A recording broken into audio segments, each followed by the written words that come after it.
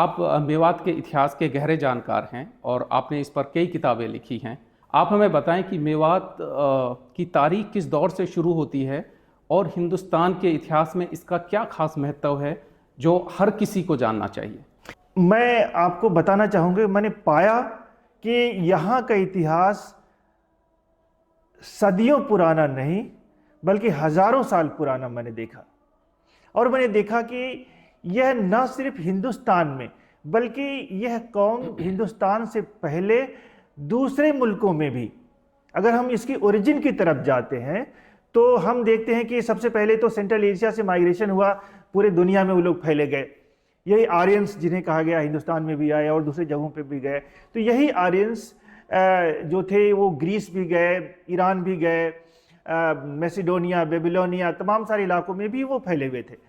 तो हम देखते हैं कि वहीं पर ये मेदिया एक साम्राज्य हुआ करता था। ये कबीला था, फिर साम्राज्य बना, उनकी एक कैपिटल होती थी, एक बताना। फिर ये जो मेद थे, ये लोग मेद थे। मेदिया कहना चाहता हूँ कि एक एरियाना राज्य हुआ करता था। हो सकता है वो आर्यंस का रहा हो, तभी तो एरियाना उसे कहा जाता है जी। वहाँ पर एक एथेंस की राजकुमारी थी जिसका नाम था मेदिया, उसके शादी हुई।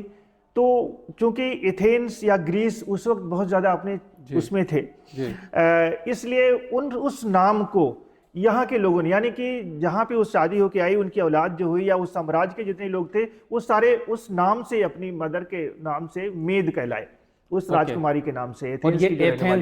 एथेंस से थी। तो इसका ओरिजिन जो है एथेंस से हाँ, यस, एथेंस ग्रीस टोटल हम कह सकते हैं ना। एथेंस भी तो ग्रीस का ही पार्ट था जी।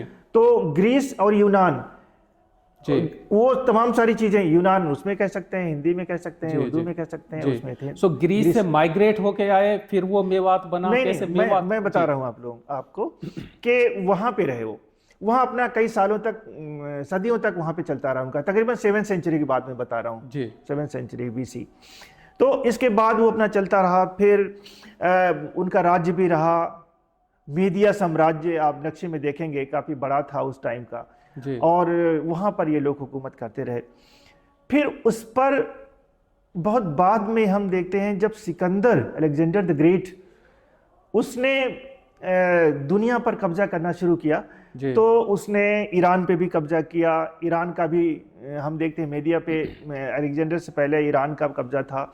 तो ईरान, यूनान, ये सब आपस में कभी वो उसके अंडर में, कभी ये उसके अंडर में रहा करते थे जी।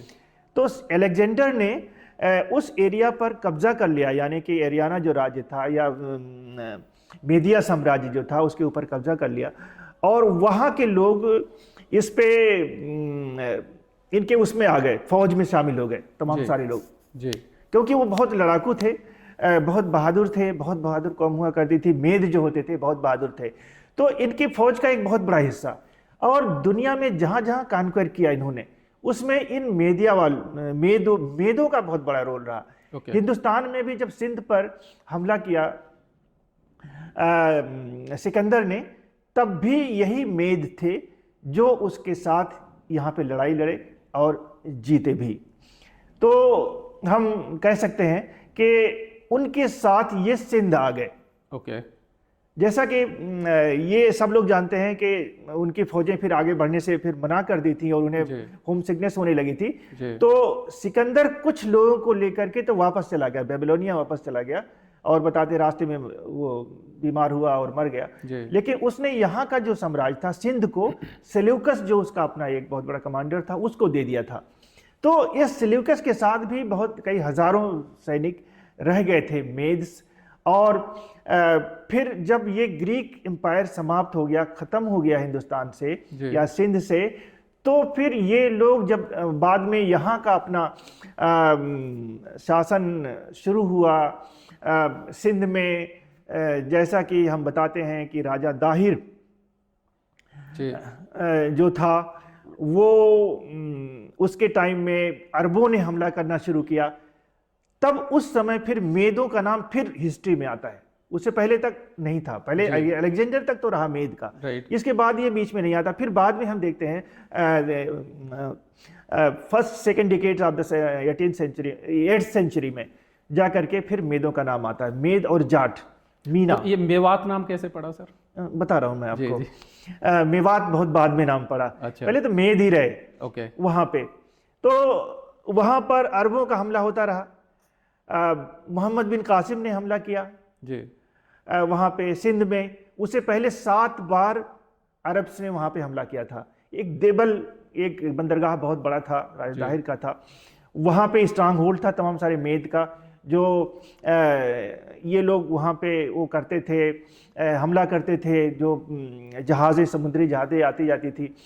तो एक श्रीलंका से, सरनदीप जिसे कहा जाता है, वहाँ से एक जहाज़ आरफन्स का, मुस्लिम आरफन्स का, जो तमाम सारे मुस्लिम व्यापारी थे जो मर चुके थे, तो उनकी लेडीज़ को, उनके बच्चों को, उनके सामान को लेके जहाज़ जा रहा था, तो उसे इन लोगों ने लूट लिया था, मेद ने। ओके।